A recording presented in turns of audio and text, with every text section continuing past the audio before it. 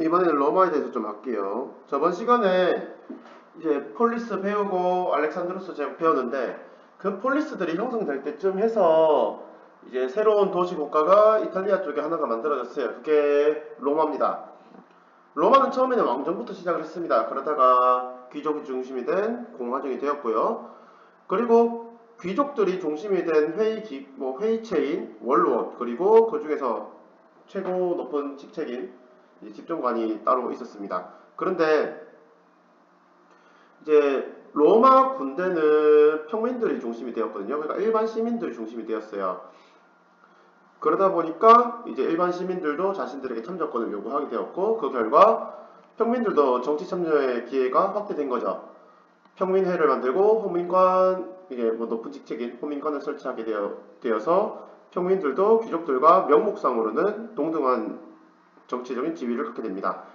그리고 이제 로마가 이탈리아를 다 통일할 때쯤 해서 이제 로마가 이탈리아를 거의 다 통일을 하고 나니까 밑에 카르타고라는 나라가 한 개가 있었어요. 그게 되게 큰 나라인데 상업적인 나라였고요. 근데 이게 지중해를 두고 기존에 있었던 카르타고 그 다음에 새롭게 성장하고 있는 로마가 누가 진정한 지중해 대장이냐를 가지고 싸우게 되는 거죠. 그게 로마 카르타고 전쟁이고 그 결과 로마가 승리를 하게 됩니다.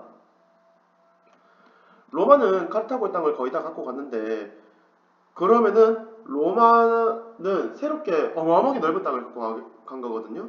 근데 그거를 다 나눠주지 않고 더 가진 사람들, 뭐 부자 시민, 일반 평민 아니면은 귀족들이 다 갖고 간 거죠. 이렇게 하다 보니까 그냥 전쟁에 참여하게 했던 일반 시민들은 땅을 더 얻지도 못하고 그리고 전쟁이 되게 길었거든요. 그러니까 자기가 원래 갖고 있던 땅들은 더 안 좋아지는 거예요. 그래서 그 일반 평민과 귀족 또는 이제 돈 많은 평민들의 빈부격차가 너무 심해지는 거죠. 그래서 이 그라쿠스 형제라는 사람들이 등장해서 평민들이 망하면 우리나라의 병사 체제가 망합니다 하면서 평민들에게 땅을 나눠주거나 먹을 걸 좀 줍시다라고 했지만 안 돼요. 결국에 그 그라쿠스 형제는 암살당하거나 아니면 뭐 쫓겨나거나 이렇게 해서 실패하게 되고 그래서 망한 일반 시민들이나 아니면 뭐 먹고 살 게 없는 일반 시민들이 그래도 자기들이 월급을 먹고 살 일자리가 있어야 되잖아요. 그래서 돈 많은 장군들이 개인 병사를 모집했는데 거기에 가버립니다. 그러면은 돈 많은 장군들이 개인 병사들을 중심으로 해서 어마어마한 군사들을 따로 모을 거 아니에요. 여기서 제일 유명한 사람이 카이사르였습니다. 카이사르는 자기 부대를 만들고 그거 저쪽에 갈리아라고 프랑스 쪽에 있는 땅들을 막 먹고 그랬었거든요. 땅을 넓히고 이러면서 실질적으로 로마에서 제일 잘 나가는 사람이 되었는데 원로원의 입장에서는 카이사르가 마치 왕처럼 되어버리면 공화국이 위험하다고 생각도 하고 여러 가지 이유로 카이사르를 암살하게 됩니다. 그 이후에 이제 카이사르가 암살되고 카이사르가 양자 출신이었던 옥타비아누스가 카이사르가 갖고 있었던 권한 그리고 그것보다 더 많은 뭐 각종 요소들을 다 가지고 가게 되면서 옥타비아누스가 실질적으로 황제처럼 되어버려요. 그래서 원로원은 옥타비아누스한테 아우구스투스라는 칭호를 주고 이때부터 실질적으로 제정이 시작되었다고 합니다. 로마의 전성기는 이 옥타비아누스 때부터 해서 이제 굉장히 뛰어난 5명의 황제가 등장할 때까지 이어졌다고 하는데 이 시기를 로마의 평화 시기다라고 하면서 팍스 로마나라고도 하거든요. 그런데 이제 새로운 황제들이 그 취임을 하는 과정에서 좀 여러 가지 문제가 생겨요. 뭐 황제가 기존에 있는 군인들보다 더 권력이 낮거나 아니면 정당성이 없는 사람들이 자꾸 황제가 되는 거예요. 그래서 혼란스러워지기 시작합니다. 이 시기를 군인 황제 시기라고 하는데 이 군인 황제 시기에 알아야 되는 사람은 3명 정도 있습니다. 디오클레티아누스, 콘스탄티누스, 테오도시우스. 디오클레티아누스는 제국을 4개로 나눴다고 생각하시면 되고요. 그 다음에 콘스탄티누스는 그 4개로 나눠져 있는 거를 다시 뭉쳤거든요. 그런데 그 뭉치는 과정에서 일반 시민들의 인기를 얻어야 되기 때문에 그 당시에 믿으면 안 되는 주교였던 크리스트교를 믿어도 괜찮다고 해줍니다. 공인을 했어요. 그 다음에 수도도 원래 였잖아요. 그거를 콘스탄티노폴리스, 다른 말로 콘스탄티노플로 옮기게 되고요. 그 다음에 마지막으로 있었던 게 테오도시우스인데, 테오도시우스는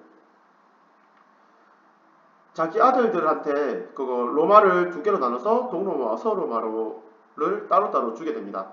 그리고 서로마는 나중에 이제 게르만족이 침입을 해서 멸망하게 되고, 동로마는 한 1000년 가까이 더 가게 되고요. 이 로마의 문화는 간단하게 말하면 실용적이라고 말할 수가 있는데,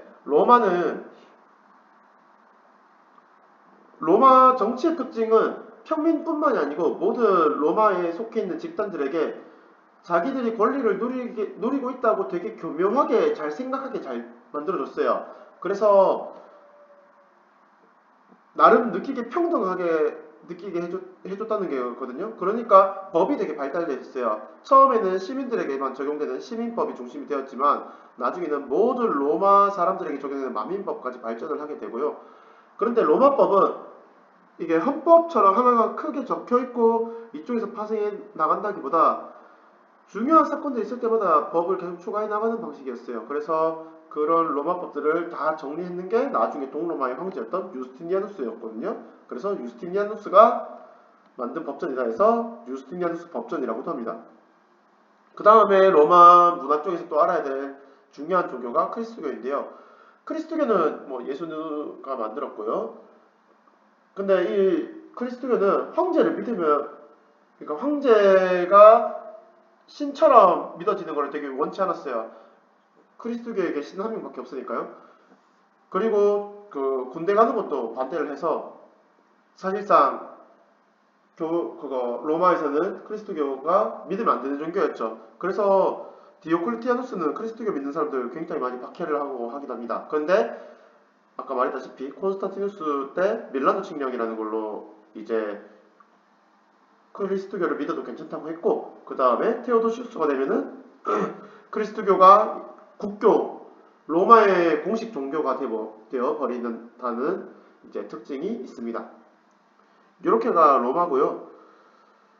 로마가 되게 1000년 가까이 가서 되게 할 게 많은데 너무 복잡하게 생각하시지 말고, 아, 이 로마는 도시국가에서 제국으로 발전하는구나 라고 생각하면서 중요한 것들을 중심으로 보면 생각보다 많이 볼 게 없을 거예요. 그렇게 공부하시면 될 것 같습니다.